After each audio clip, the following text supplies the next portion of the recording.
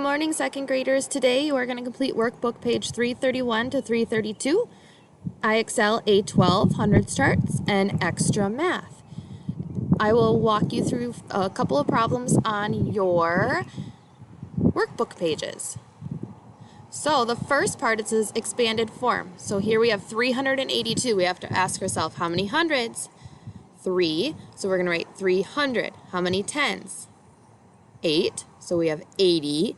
And how many ones? 2. So if we take our expanded form and we push it in to our number form, we get 382. Let's try one more together. So 526. How many hundreds?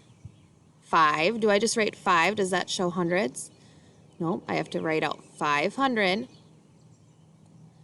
plus how many tens? 2, so that makes it 20, because 2 tens is 20, and how many ones? 6. Yep, so if I pushed that expanded form together, it would be 526. Now here we're going to write the number form. 400 plus 50 plus 9 is 459. We're squeezing them together.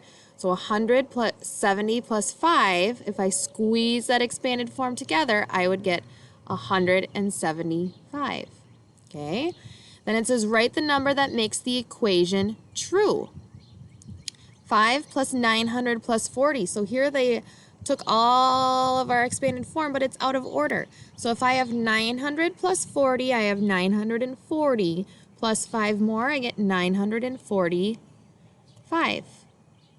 Okay, so be careful when you're doing these because it's trying to trick you up a little bit.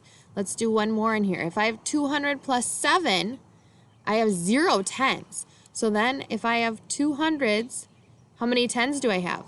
0. I still need to have that placeholder there, and 7 ones. All right, go ahead and continue with that. Oops, let me show you the back side here really quick. So here we're doing greater than, less than, or equals to. So remember, the alligator eats the bigger number. 635, 735. Well, the bigger number, 735. The alligator eats the bigger number. Write the numbers in order from least to greatest. So be careful when you're doing these because it's asking from least, the smallest, to the biggest. All right?